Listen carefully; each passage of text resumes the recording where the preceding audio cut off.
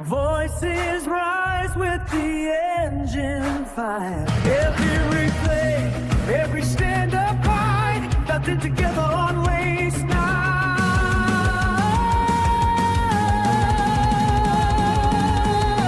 In the night that the legends need, all the underdog, every winning streak. From hometown heroes to the final line, we hold on till the end of the fight. When the string goes down, the echoes remain. Another chapter written in speed and fame. If you live for the more than the racing truth, virtual grip network. That's you.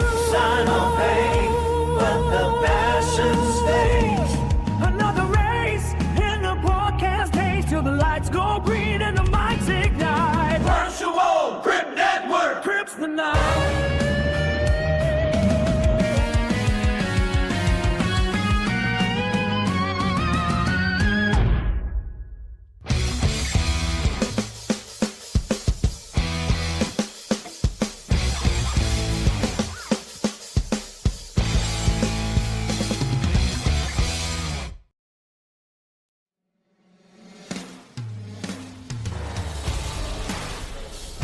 Streaming cyberspace into your place from Myrtle Beach Speedway. It's the Virtual Grip Network's fourth round coverage of the Bootleg Racing League's late model Invitational Series. It's season 34. Well, merry National Dueling Dinosaur Day, everyone, as VGN joins America in promoting the study of paleontology and celebrating the Dueling Dinosaur exhibit located at the North Carolina Museum of Natural Sciences, just a short 24 miles up the road from this venue. But the dueling is not restricted to just the dinosaurs, because there is quite a duel to lead the championship. At the top of the food chain, well, it's the whirlwind, Chris Worrell, but hungry to take a bite out of his points lead, salivates Lewis Wildflowers and Mike Holloway, just 2 and 3 markers back respectively. You know, dinosaurs ruled over the earth for millions of years. Their sudden disappearance allowed humans to prosper in much a similar fashion. Having won each race he has entered this season, 3-time defending champion James Lowe has ruled over this series for a long time. His sudden disappearance allowed Ruben Altice to prosper, the quiet man, picking up a round 2 win in Lowe's absence. The Dueling Dinosaur exhibit shows 2 fossilized dinosaurs named Murphy and Mateo locked in battle. This series has its own fossilized dinosaur named Lowell Jewell, locked in his own battle to win at this track. He is, get this, 0 for 22 lifetime at Myrtle Beach. Now, in fairness to Jewell, he is indeed old, but he was not around in the dino days. But one species that was here were the turtles, and Myrtle Beach has plenty of those in the form of rounded cement bumps that line the inside of the track. To quote John Hammond of Jurassic Park fame, VGN has, well, spared no expense to bring you this broadcast. So pull the lever on the lazy boy and settle in for the excitement of simulated SK Modifieds at Myrtle Beach, a warm Palmetto State. Hello and welcome on this. It's Saturday night, April 25th, 2026. Ron Mons joins yours truly, Bill Soupson, hi, from the VGN press box to bring you our words of you, turning the knobs and pushing the sliders. It's Replay Ryan Seneker. Partner, Ron, it's good to have you back. What do you think about tonight? Yeah, first off, happy to be back here for the second week in a row. We had a lot of time at Five Flags. May as well run it back here in Myrtle Beach, a track that has sadly gone the way of the dinosaurs, gone the way of the dodo bird. It's still one of the icons of short track racing down there, down south, certainly in the state of South Carolina. If you look at the list of the names of drivers that cut their teeth in this place when it was still around in real life, it reads off as a list of legends. Here in this series as well, these drivers have got to be tenacious to try and get this race win. So really fascinated to see what kind of racing is in store here tonight. Gonna be a tough one for these drivers at this little gem that no longer is. See what my partner did there? He pulled back the curtain here at VGN. He had no idea what the opening was going to be. but he ties in dinosaurs with the extinction of this racetrack. Well done. You know, let's go ahead and take a look at the points. We talked a little bit in the open. Chris Worrell sits atop. Now, no wins for any of the drivers in the top 4. Lewis Flowers, Mike Holloway, Trey Bloom, winless for all of them. All the wins so far have gone to James Lowe and Ruben Altice, who sit 5th and 7th. Between them, well, that's former champion Cucumber Kurt Smith. We talked about Lowell Jewell, the old man, looking to get a win here. That would be great. Between him and the man below him, Todd Liston, they are combined 0 for 45. One of those guys is going to get a win in this place pretty soon. Rounding out your top 10, the Racing Rev, the Lipper, Chris Hazlett. Let's talk a little bit about the details of this race. If you've been following along, you know the rules, but we're always picking up new viewers here at VGN, so I'll run through it. Basically, you got to dance with the same girl you brung. No tire changes, so you got to take care of those. And with these late models, that can be tough to do. Probably the biggest rule is that no qualifying. They invert the top 13 from the previous race, throw them out there, everybody else falls in behind. So with that said, let's go ahead and give you the starting grid right now. And there you see it. Jeff Sharp will be starting on the pole. He's going to be flanked by the former police chief of Plain City, Ohio, Steve Hilbert in second. Partner? Ruben Altice in the number 70 car going to be lining up for this race in 3rd, next to Chris Hazlett in the number 93. In the petty blue number 11, it is Brendan Myers. He's got Mike Holloway to his outside. Lewis Flowers will be starting this race in 7th, looking to be with Trey Bloom. Oh, this is a mighty talented row here in number 5. It is the points leader, Chris Lowe, and 3-time and defending champion, Chris Worrell, Worrell's teammate, James Lowe. And starting right outside of the top 10, it's Lowell Jewell looking to try and finally break through with that win here at Myrtle Beach tonight. He'll be in 11th, next to Kurt Smith in 12th. He's got electric boots, a more horse suit. He is Benny Ellison. Starts in the Baker's Dozens position, flanked by the Canadian Goose, John Wilson. Todd Liston is listed in 15th here on the starting grid. He'll be next to Tom Hilbert in the 25. In his familiar number 49, it's Papa Kenny Allen. He's inside of Ed Foster, the Adelaide Blade. And rounding out your top 20 will be Jeffrey Harden next to Adam Shane. There you have it. We've got all the business out of the way. Glad you are here tonight. This is round number 4. You can do the math. It's an 11 race schedule. This one and then 7 more as they work down the back straight. It's a beautiful night to go racing. I'm going to turn it over to my partner to call the start.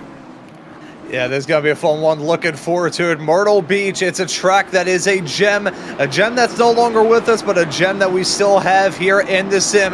Let's get rocking and rolling for round number 4 this season. As the green flag's out, the drivers are on their way, and we're racing here in South Carolina.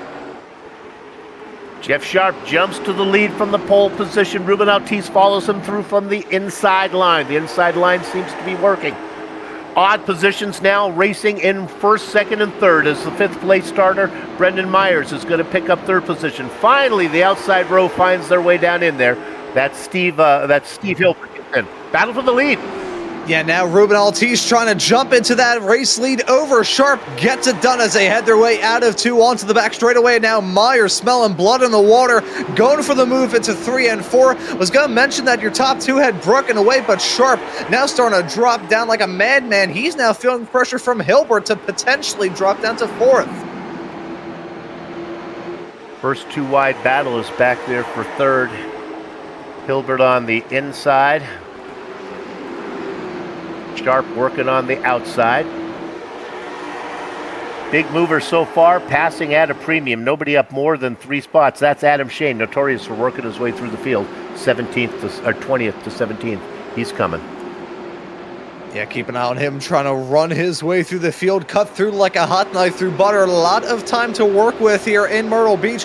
We're only pushing the start of lap 5. Ruben Altice, though, doing everything that he needs to do at the start of this race to jump out into that lead. Now trying to pull away. We think the last race that he won here this season, it was at Martinsville for week 2, and we're in week 4, so maybe the evens are going to work out for that driver of the number 70 car, another icon of Mid-Atlantic to Southern short track racing there up in Virginia at Martinsville. Certainly a different test for that driver of the number 70 machine, but it looks like he's rising to acclaim as we have some battling a little bit farther behind here as well. So Ken Allen trying to make his way through, started in 17th. He's already up 3 spots. Todd Liston, 0 for 23 lifetime at Myrtle Beach, stuck on the outside. Don't worry if you're a Todd Liston fan. He has a reputation of saving his stuff. Remember, they cannot change tires, and there's a pass for 6th position. Swapperoo that has been denied there. Flower is going to close the door shut in Hazlip's face, but Hazlip going to respond, dives it down the inside there. That's actually Worrell now going down the inside of Hazlip. My apologies there. So now Worrell looking to stick his nose into a jump up into P6. Will he be able to get that move done? Yes, he will. Now looking low in that number 99, starting his charge once more, looking for back-to-back wins. Worrell and Lowe are teammates. Chris credits James for Chris's success early on. Both those drivers work around the lipper. You heard my partner talk about this place being a gem of a racetrack. Well, this is being a gem. Let's go look at a jewel. Lowell Jewel racing in 11th position right now. Everybody is single file. Yeah, I will say, Soup, I feel like I'm like a mall cop here. Because nice segue. That was very, very good. I appreciate that. But looking at Joel and looking at this field, settling it down very early here. Now, one thing that you brought up there in the open is talking about the choppiness of this racetrack. Even when it was around, it was far from a smooth surface. It's not a baby's behind that these drivers are racing around. And look at those pot marks heading down in there. Just small little race car speed humps that they would have to deal with, and nobody even tempting fate to get even close to them. But this racetrack, somewhat choppy, so I think these drivers may be just eyeballing a little bit of tire management here at the start. More bumps. Those aren't, though. Oh, and piling in there. That's a 4 in the 49 around. The yellow ad for the first time around, as I was saying, these drivers were trying to manage it. They weren't able to manage the grip. Been up front, and they just could not get the cars mowed down. So it starts with the Adelaide blade. And I think Kenny Allen got loose and really off the pace, and the blade just slow to react. And then Todd Liston, that's kind of like, get an onboard shot from Todd Liston. Have you ever watched like those cop movies where they put up a barricade with 2 police cars and they do a really bad job of it? Well, this is it right here.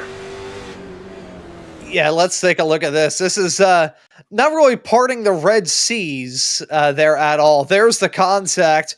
Turns it into a monster truck, and that wheel is very obviously messed up on the other front right there. So certainly not the way that he wanted to go through that incident. That's not really Moses parting the Red Seas. No. More so, I think, the Brown Seas there, seeing those 2 cars stopped in front of him. That was more the Egyptians when the seas closed on them there. You could almost hear Todd Liston exhale, trying to skinny his body up, hoping that he could fit through there. All right, well, our first caution comes out. All this going on behind Ruben Altice. He has led 13 laps. Passing at a premium gives us a good opportunity here to see who's picked up some spots. You would think with all that carnage, somebody might have been able to vulture a few. Really, nobody up more than 3. Worrell, Lowe, well, down. I got it. Soup looked a little further down the order. Adam Shane doing what Adam Shane does. Up 6 spots. Only lap 13, plenty of time. Yeah, and ripping through the field there like a hurricane in that Hurricane racing car. We'll see if he can make up some more time as this race goes along. But that driver of the 79 car, certainly a good start here. I always say, in reference to a race and managing the opening stages and just trying to get off to the best start you can imagine, it's like a marathon in a way. You know, another phrase I like to say: the journey of 1,000 miles begins with a single step. If you snap your ankle on step one, though, that's not going to bode well for the rest of the journey. So some good maneuvers being done so far here, but now we have got ourselves the first restarts of the night. It's going to be Ruben Altisse and Brennan Myers leading us back to green in the 70 and the 11 cars respectively. Let's see if they're going to be able to get it all sorted out as Altisse guns it already. Green flag is back out. We're racing once again. 18 laps now on the board of the 100 scheduled here tonight, and everybody single filed out for your top two, but side by side behind. Outside line prevailed much better than it did at the start of the race. Myers was able to duck down from the outside of row one, tuck into second position. Jeff Sharp, who's your pole sitter, he doesn't get buried. But look at Sharp. He is leaving the door open. That is Lewis Flowers. Flowers coming in there saying, "Mr. Sharp, would you like to buy a vacuum?" And he says, "Well, come on in. The door is open right now." Sharp having a hard time getting the car down. So here's the deal on these tires. We do a lot of short track racing here on VGN. We do a lot of modifieds where the tires, it's all about tire heat. The tires will get bad on you, then a caution flag will come out, they will cool down, whirl, sacrifices a spot to his teammate as James Lowe gets underneath them. That doesn't happen in these late models. They've got to be careful. Once the tires go, well, they're gone and they fall off a cliff. Yeah, no, once the tires get angry with you, it's pretty much being locked in a phone booth with a coyote once you got dipped in brown gravy. It is not a good prospect at all. Once you're feeling that tire pain, it is already too late. It's just, as soon as that first kind of symptom, for lack of a better term, starts to develop of tires being worn too much, you're done for. And here in this series, no tire changes, so the tires that you start off with have to last you the whole race. So you've got to be a bit of a tire whisperer. These drivers have tried their best, but right now they're still smelling blood in the water, trying to get the moves done on their competition. Here's the battle maybe developing right now for third. That's Hilbert and Sharp squabbling up right there. The driver of the 52 of Hilbert holding on to P3 right now, but Jeff Sharp directly behind in the Thunder Ridge racing car, looking to punch his way up there. Now we saw that 76 of Sharp start this race at the north end, then start to drop down. Thankfully for him, I think the bleeding of pace has stopped. Now got to look to try to regain some strength. Two different mindsets between Steve Hilbert and Jeff Sharp. Steve Hilbert, well, he's a bit of an attention hog. Gotta make sure I use the right noun on that one. He'll race as hard as he can to stay up front for as long as he can, and then he will fade, and that's the story of his race. So he's giving it all he's got right now. Saving his stuff. Jeff Sharp is a little wiser than that. He's back there being a little more cautious as we get now to the 1/4 mark. Still not time to go. Guys who are really good at that, Todd Liston and Kurt Smith. Oh, as I thought that was nearly going to end in catastrophe there. Flowers sliding up a little bit into the side of that 76 machine of Sharp as they headed their way out of turn number 2. Thankfully, they kept it out of the barrier, really kept it out of each other. That could have ended in absolute catastrophe there. But you do bring up a good point talking about the tire management that may be going on for Sharp in that number 76 machine. You know, it doesn't matter how many laps you lead before that. It's all about that elusive final lap. If you lead that one, it doesn't really matter what happened before that. We saw that kind of play out at Five Flags 1 week ago. Indeed. Well, that pass attempt by Flowers, well, I guess you could say it took the bloom off the rose, but he's got it all gathered up right now. Hugging the inside like wall-to-wall carpet is Steve Hilbert. And that's going to force Sharp to go around on the outside. Gets loose out of 2, loose momentum, and Flowers says, well, thank you very much. You've been racing up there. I'm finally going to get underneath you. Very much. I'll enjoy it. I'll take it easy. As we're hearing that Ken Allen, the problem that he had that has taken him out of this race was a hardware issue. It's always a tough part about sim racing. In real life, you of course have mechanical issues that can take you out, engine issue, suspension issue, whatever it may be. Here in the sim, it's going to be the hardware that takes you out. Thankfully, it really happened before any other shenanigans may have gone down there, because I've seen some pretty catastrophic hardware failures in my time. I'm sure you have as well, Soup. Yeah, well, Ed Foster, I know what Ed Foster is saying to Kenny Allen about his hardware issue and where he can put it. No, he would not. The Adelaide Blade, they are sweet down in Australia. Let's look at Trey Bloom. That's that dark red car, and that's Hazlip dropping like a pigeon. And one more spot now for the 79 of Adam Shea.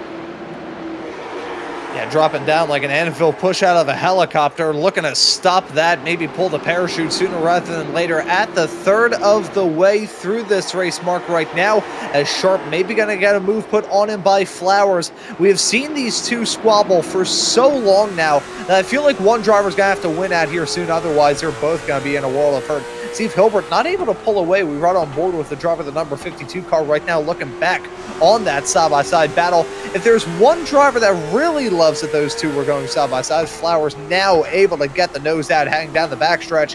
It's at number 99 of Lowe. We've talked about him trying to go for another win here this season. I think James Lowe has a fantastic shot to do it. Well, you're talking about Lowe. One guy who is not Lowe is Jeff Sharp. And I'm not sure if Jeff's not running that top line, just thinking it saves the tires a little bit better. Again, your pole sitter, so just don't know. Now he's under attack. Here comes Lowe's teammate, Chris Worrell, getting underneath him. Again, it is so early.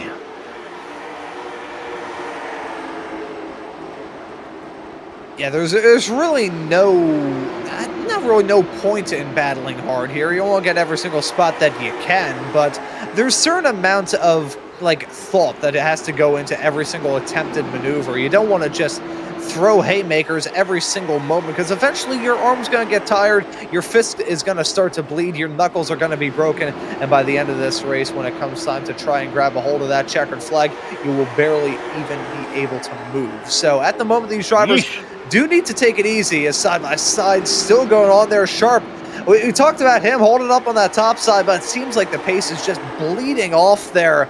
It is draining away. Oh, the bleeding and the draining of the blood and the bloody knuckles. And my God, it's not a testimony to ever go into iRacing. Kids, if you're new to iRacing, it's not really that horrendous.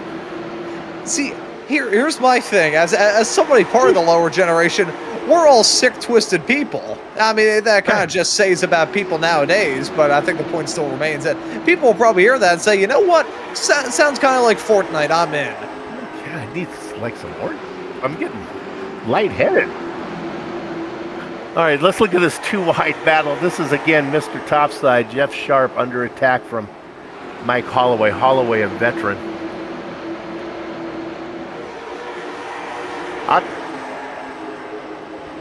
We don't need to go there, but I'll just tell you right now, Altice loves Brendan Myers and Steve Hilbert and Lewis Flowers.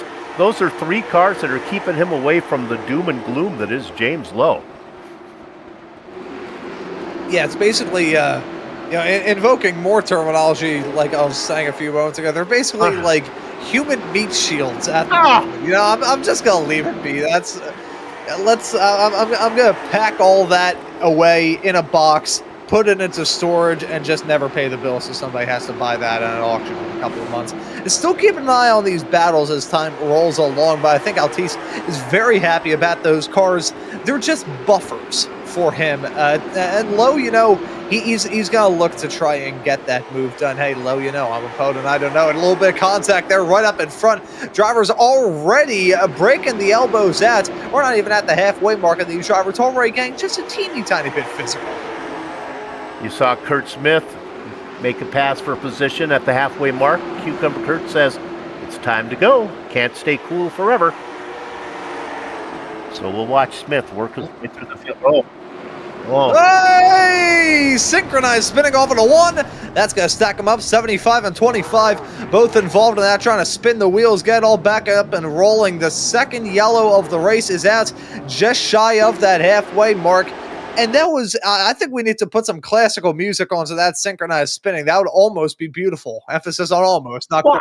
Well, I'm not sure what happened here, because Electric Boots, Benny Ellison gets into Wilson and is almost like Wilson breaks Ellison's brakes because after that, Ellison, I don't know where he's going, but he's got a beeline at Hazlip. I guess he wanted to get away from the Canadian, but yeesh. Yeah, I think at that point, probably he was just so sideways that if he slammed on the brakes, he was probably going to end up in the wall, and more drivers may have piled in there. It's pretty much, six of one, half dozen of the other in terms of what that incident could have looked like had the other brakes been applied there. I think it probably still would have been a crash regardless, as you can see there. Kind of I will say it was housing built onto what is now 3 and 4, not a bowling alley. Okay, we're gonna break VGN protocol here and bring Benny Ellison into the booth. Benny, you got a copy? I do. That was a strange incident. Wilson got into you from behind, and then were you trying to save the car? Because then it seemed like it took off into the car in front. Yeah, I really didn't know what happened. I know that I was trying to... I felt like I got tapped from the rear. And then next thing I know, I saved it, and then it like shot forward into Chris. You're in the pits right now. You going to get it repaired and come back out? I'm doing my best. All right, man. Hope to see you back out there. Good luck. All right. It clearly says in the VGN's commentator's handbook, page 17, do not interview a driver that just was involved in an incident. Oh, that's going to be bad flashbacks to a show a couple of months ago. Had a co-commentator that decided to interview a driver who was not very happy right after an accident took place. There were no swears said in the aftermath of that interview, but it still was not a bed of roses. I can tell you that. Well, it also says don't talk about sex, politics, or religion. It said nothing about the horrendous horror that my partner was going to talk about. They're going green. Yeah, going green and hoping not for any sort of bloodbathy comments. It was getting a little bit brutal. See, my grandfather, God bless him, was a butcher, so I don't know, maybe that's just passed off to me through the generations. Side-by-side racing already going down. That's Lowe looking to stick his nose into that battle and jump his way up into fourth. Lowe smelled the flowers side by side, heading off through 3 and 4. Will he be able to get that spot? Only time will tell. I think he's caught out a little bit there by Hilbert on the inside. Bit of contact door to door, heading into 1, and now he jumps up into 4th comfortably as the 06, his teammate, looking to follow. Yeah, he was smelling the flowers, but I thought he might have to take it down onto the lawn to get the pass made, as he was boxed in between Flowers and Steve Hilbert. Yeah. Tip of the hat to Steve Hilbert. When will the drop come? Well, we're halfway through, baby. You're still up there. Yeah, no, still holding his own, holding the good pace, and as drivers continue to battle behind, it's not like anybody's applying pressure and laying it on as thick as icing on top of a wedding cake. Side-by-side racing that we've got going on right now. That's a 32 on the 6 of Smith and Bloom. Bloom looking to blossom his way up into a farther up spot, maybe eyeballing a spot inside the top 10. Right now, not able to get that spot on the 6, who's sweeping around the outside, heading their way downtown into 1 and 2. Is going to be a battle that continues on for quite some time. They're not feeling too much pressure from behind, so that's just a small little dangling carrot in front of these drivers. Say, hey, you got a half a second behind. May as well throw some bare knuckle fists. Well, if you want to know what's going to happen in the race, we're looking at this two-wide battle. Just listen to Old Soup right now. He told you that it's time for Shane and Smith to start working their way through the field. They are nose to tail. Shane going first. Now ahead of him is Mike Holloway. Holloway's also a smart guy. Let's look at Holloway right now as he's working underneath Jeff Sharp. I thought maybe Sharp might be saving his stuff, but I think it might be he's a little talent challenged right now. I think he may be on the downward slope. So Holloway gets that. Look for Lowell Jewell to get in there as well. Shane and Smith to get that done. By the time it's all done, look for Sharp to be a lot farther back. All right, here comes James Lowe, partner. Yeah, here we go. Side-by-side racing starting to go on here for P3. And that's James Lowe pretty much getting that move done in the 52 cent. You know what? You can have that. That's certain times when you got to pick and choose your battles. I think Hilbert is saying, you know what? I'm not even going to try and hold up that number 99. He starts to lose out on a lot of time, though. Just got a move put on him by Flowers and Whirl. Just got a move done there as well.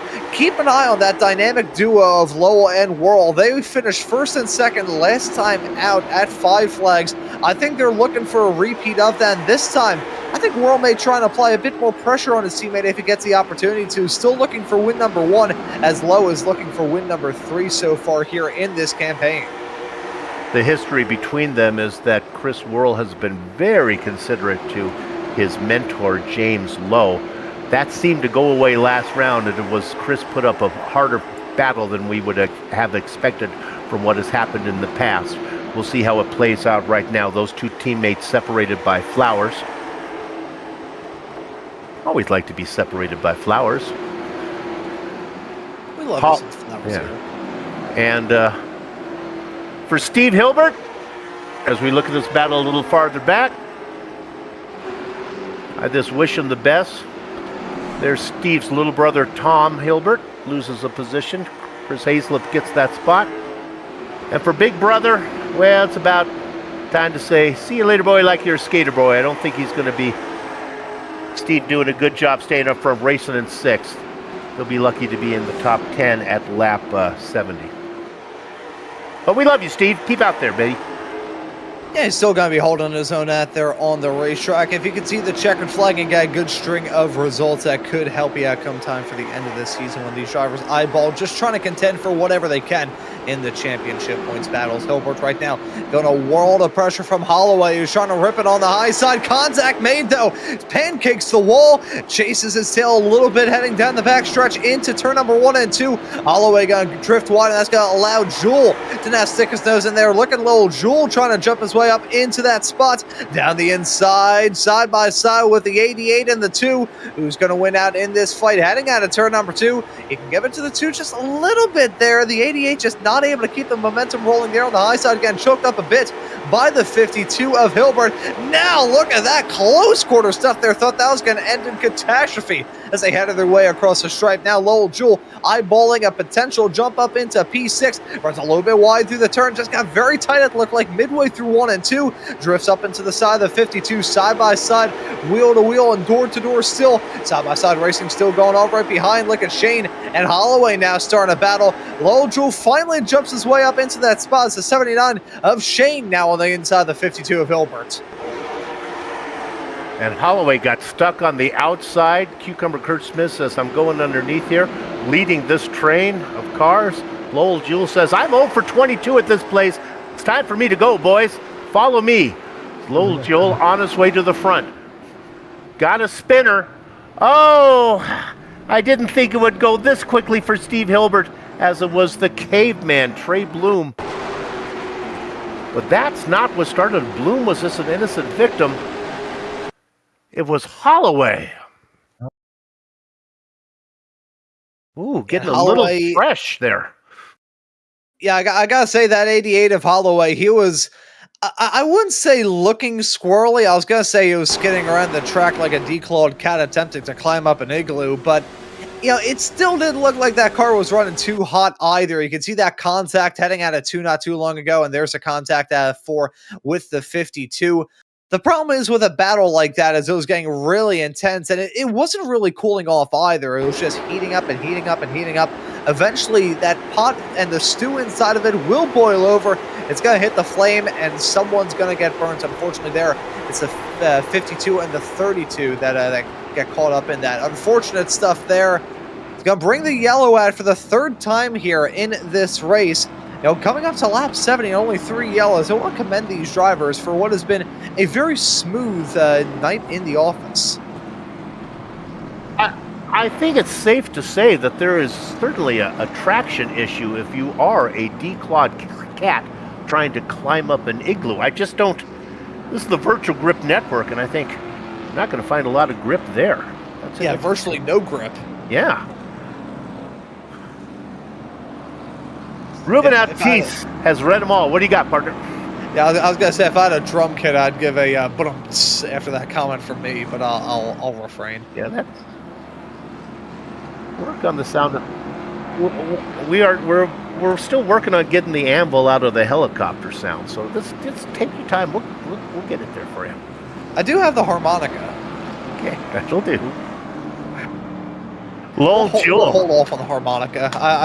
See, this is only my second show here. I don't want to break out the harmonica. I still want to be here. Lowell Jewell up to 5th. Remember, he was in that train working their way through, and the guy, this is the caution that a few guys needed. Adam Shane, Kurt Smith, they were saving their stuff. Now, where do they line up? Shane's on the inside, Smith is on the outside. We're talking about the dark number 79 and the white number 6 on the outside. Watch out for them. More good news for the leader is that he's got Brendan Myers, who is outside. He's got to stay low. Here we go, partner. Again, the restart once again, and once again, it's Ruben Altice just punching out right away. Now he's got to put a bit more pressure on the driver right behind as Lowe trying to get it done on the low side as Myers trying to rip it up on the top, not able to hold off as look at the 06 diving his way into 3 and 4. Contact made there, thought that was going to end in tears. They're still side by side, allowing your top two to drive away. Driver sliding farther behind, that's Bohm. Mega slow off through turn number 3 and 4, and that's a 76 around. He's got to tow back to pit lane. No caution. We remain green here at Myrtle Beach as Altice now having to worry about Lowe. We'll take a quick look at the replay to see what happened here. Heading into turn number 3 and 4. Traffic jams stack up all through the turn. Drivers having to catch up in the 76 on the 32 and the 52, both piling into that after bringing out the yellow not too long ago. They get caught up in another incident. We remain clean and green. Altice, your leader, low 0.4 of a second back now. You gotta wonder what that number down at 9 car is gonna start to do. The only 2 drivers who have wins this season, James Lowe with 2, Ruben Altice with the other one. Of course, Altice got his win when Lowe was not at the race. Lowe is undefeated so far this season. I enjoyed your choice of verbs when Chris Worrell was getting underneath Myers. You chose dove. He dived it in. Muscled perhaps would work. Shoved, forced might be the way, but the 60 now, Chris Worrell in 3rd. My dad told me that the tree remembers, the axe forgets. Well, right now back there the tree is Myers, and don't be surprised if the number 11 gets the 60. A little bit of a hello. You know, my dad taught me a very important lesson many, many moons ago, and that is if you want to get some people to give you the side eye while walking out of a casino down there in Atlantic City, just run after the pigeon screaming, dinner, dinner. Altice, your leader, still low directly behind. 0.2 of a second the margin between those competitors. I was thinking that gap was going to start to kind of plateau, but it really hasn't. Low is starting to reel him in slowly but surely. He's not hacking at that gap with a chainsaw. That's not what you got to do with 24 laps left to go. You just slowly, but it's like trimming your nails. You just slowly but surely work at with that nail file, and eventually you'll get the desired effect. That's exactly what Lowe's doing right now. He's also maybe waiting to have his company right behind Worrell. His teammates still feeling the pressure from Myers. He's about half a second behind these top 2.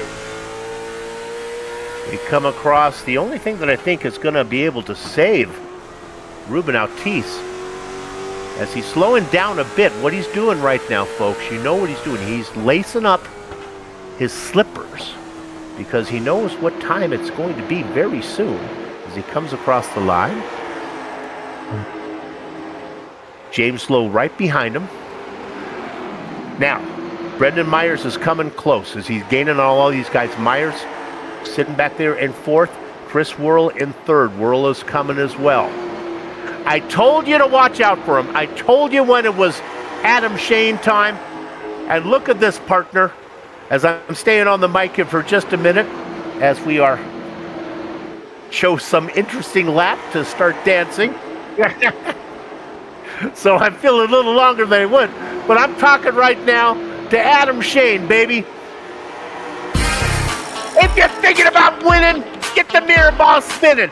Rip the groove. Make your move. Put on your dancing shoes. They call him Adam Shoe Shine. It is Adam Shane as he goes to the underneath of Brendan Myers. It's time to boogie. Back to you. I'm not sure if there's any way for me to follow that. Side by side as they head their way down into turn number 1. Shane able to jump his way up there. I thought it was getting a little bit physical there. Broke the elbow out slightly. It wasn't the hardest hip check into 3 and 4, but he certainly made his presence well known there. Did Adam Shane behind the wheel of that number 79 car. Gonna look to hold it on though now. Gotta wonder if he's going to try and apply some pressure here to Whirl in the not-too-distant future as we look now at Smith and Holloway starting a battle. That 88, kind of like a cockroach in this race after the incident that he was involved in a bit earlier on. I think that front end still not feeling too hot.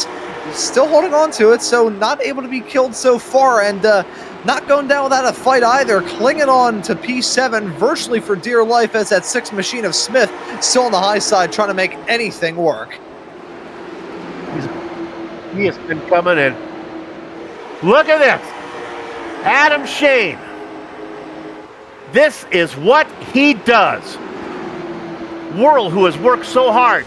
Brendan Myers now to the inside. Remember, Myers had his racing line suggested to him by the 60 of Whirl. I'm sorry, the 06. Well, I guess it's the 90. Boy! Oh, look at Lowe. He went for the dive on the low side, heading into turn number 1, trying to punch his way up into that race lead. Altice now feeling the pressure and feeling that 99 car on the door. They boot and bump each other heading out of there. Who's going to win it as they head their way towards the stripe? I think Lowe led that lap, but Altice still fighting back. He slides it into turn number 1 and 2, brushes up against the wall. Now Shaw makes contact. Humanity of Shane. Fascinating incident. Ruben Altice was working the right rear of James Lowe so hard. Now this is on the back straight. Now watch this. As they go into 1, look at him work the right rear, and that causes Altice to drift up.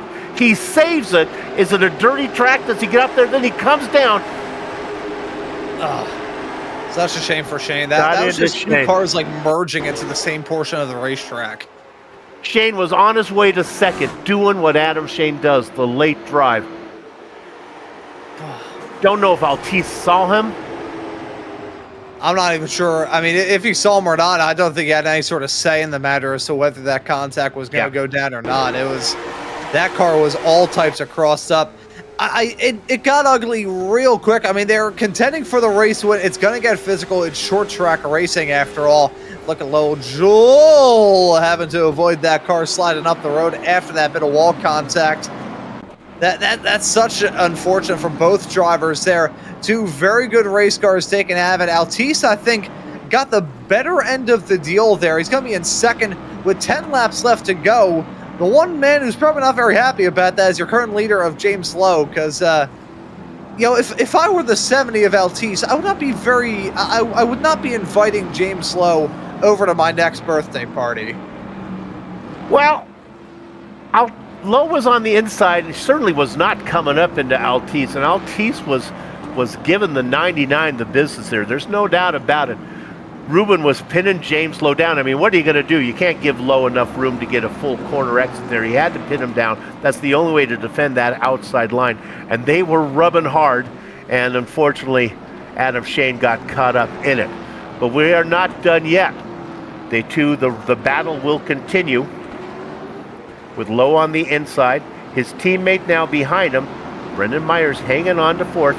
Okay, I told you to watch out for 2 drivers. Adam Shane, the other one was Kurt Smith. Well, the number 6 in 6th.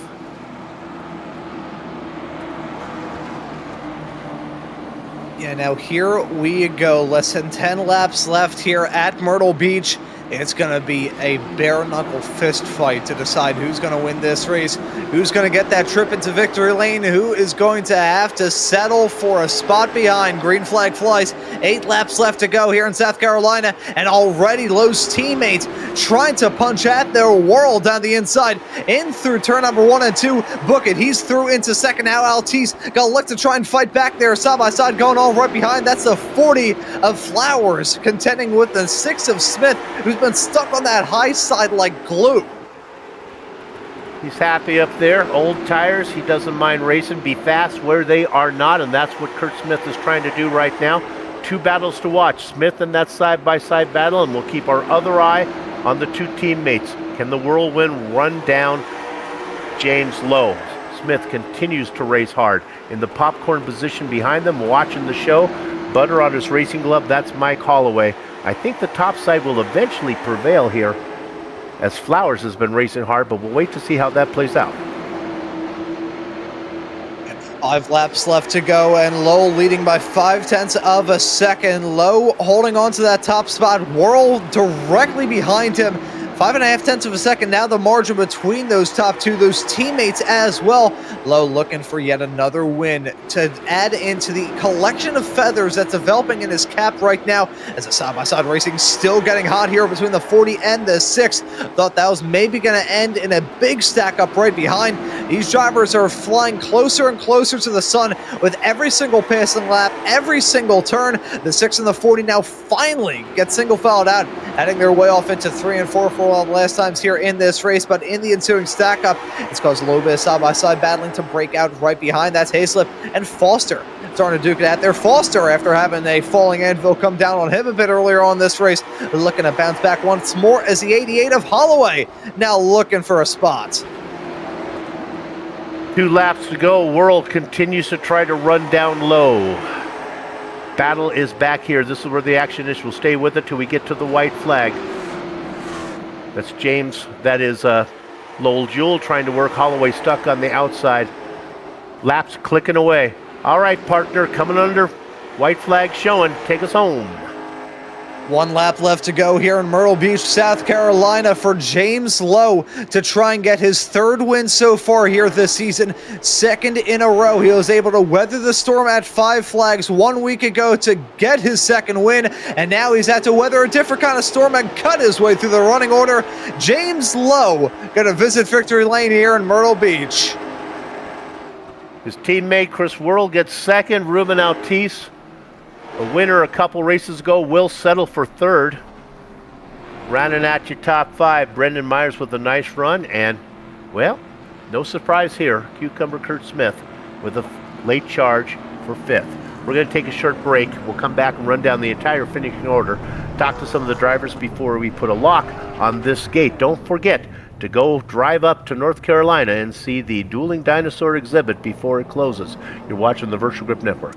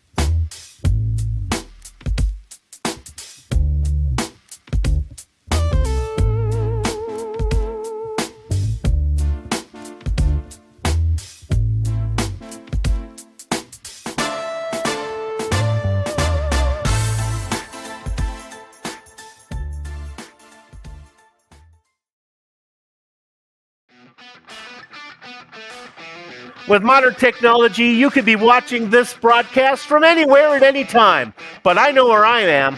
I'm at, well, Myrtle Beach for the Virtual Grip Network's Round 4 coverage of the Bootleg Racing League's Late Model Invitational Series. The results are in. Let's give them to you right now. Well, he started in 10th position. It took him 86 laps to get to the front, but once he got there, that's where he stayed, picking up his 3rd win of the season. 3-time and defending champion James Lowe. Right behind him, his teammate, the whirlwind Chris Worrell, going from 9th to 2nd. Ruben Altice, I cannot wait to get to talk to Ruben Altice. Stick around. He had an interesting incident there at the end of the race where he came from the wall to the other wall and collected Adam Shane in the process. 4th and 5th, Brendan Myers and Kurt Smith. Back half of your top 10, Mike Holloway, Lewis Wildflowers, the Boss Man, Lil Jewel, the Canadian Goose, John Wilson, and then finally, the Adelaide Blade, Ed Foster. Partner? And then looking through the back half of your field is Chris Hazlip finishing this race in 11th, right in front of Tom Hilbert, the last car finishing this race on the lead lap. Betty Elson ends up in 13th, lucky spot P13 at the end of the night. Jeff Sharp had a wild night up and down the field like Otis Elevator, ends up on the down, P14 for him. Adam Shane, who I think had a real good shot to maybe rattle the cage in the number 99 of James Lowe. He was quick tonight. Unfortunate circumstances take him out of this race. He ends up in 15th. Steve Hilbert directly behind him. He had a good night going. Unfortunately, bad circumstances take him out. He ends up in 16th. Jeffrey Harden in 17th. Dre Bloom in P18. Todd Lisson ends up in 19th with Ken Allen, who had some hardware issues right towards the beginning of the race in the first incident that brought out a yellow. He runs at your 20-car field here tonight. If you're scoring at home or even watching alone, for Liston and Jewel, it is now 0 for 47 between the two of them here at Myrtle Beach. With that said, let's go ahead and do an interview. We get to talk to a 3-time winner this season. It's James Lowe. All right, James. Took you a while to get there. You got there on lap 84, and then you were able to hang on. 86. Able to hang on for the final 14 laps. Rough one there. Ruben was making it rough on you. Yeah, I mean, that's unfortunate we had contact there, but he was trying to push me down as low as he could, which is kind of what you're supposed to do. But yep. I wasn't driving on the turtle, so something had to give there. So yeah, we touched it a little bit there, but I think I don't know what happened after all that with the caution and all that, but yeah, from my seat it looked like no harm, no foul, but yeah, I don't know, but yeah, we just kind of held ground from there. You had to work your way through from 10th position. Took you a while. You're really good at saving tires. Were you in good shape there at the end? Yeah, we had plenty of tire left to go. Quite a bit more if we needed to, but yeah, I was just kind of riding easy there. Figured. It's amazing how you can go fast and not burn up the rubber at the same time. It's magic. Well done. 3rd win of the season, closing the gap on the points lead. We'll see you down the road. I appreciate it. Aunt Mary Alice, another win for your nephew. James Lowe picks it up. Partner, who you got? Well, I got our P2 finisher of Chris Worrell joining us here in the booth. Chris, welcome in. It's second for you in this race, but I do have some good news. Championship points leader now. That must feel pretty good leaving this race. How was it out there? Well, that's pretty cool. I didn't realize that would happen, but yeah, that helped keep my chin up. It was a fun race. A lot of good guys there at the end. Feel sorry for Adam Shune there. He was going to be really fast, and an accident took him out. He's just going to have to be as careful as he can around me, because it's either me taking him out or someone else. So I hate to see that happen to him. But other than that, it was a clean night for us, fun race. Yeah, I'm excited for the championship league. Yeah, that's got to feel good after the first 4 races of this season. It's been a good start for you through to this campaign. What are your thoughts heading off to Nashville in 1 week's time? Nashville's a fun track. I don't think we got to race that last year, so that's a track that I'm pretty familiar with. So I think I'll have a good shot at maybe contending for the win. Where you can get some good green flag racing in. I think I should have a shot at it. So that should be a fun one. Yeah, we'll look forward to seeing you next time at Chris. Thank you for joining us, and we will see you try and hold on to that championship points lead next time at Nashville. Hey, shout out to Aunt Mary Alice for watching us. You guys for putting on the showcase suit. Ryan, thank you, Ron. Everybody in the league, appreciate it. And thank you as well for joining us here in the booth, my friend. We'll see you next time out at Nashville. Good race for him as he is at the top of the point standings. With that said, I get to talk to Ruben Ortiz. Ruben, I'm going to start this interview the same way I would start a conversation with my lovely, dear, late wife, Ginny. I'd say, Ginny, before we get started, you know I love you, right? So that's how I'm going to start it with you. Let's go to the incident at the end, because that's really what it's all about. First of all, Lowe's on the inside, and you're not giving him any more room than you need to. No, I wasn't going to give him no extra room, and he got into me a couple of times. That's what knocked me at the track, but it was just good, tight racing, no hard feelings from me.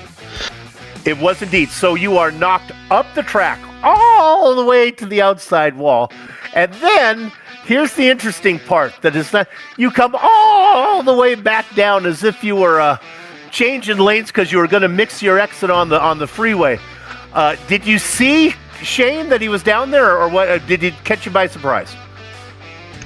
Yeah, that caught me totally by surprise. I had no idea he was there.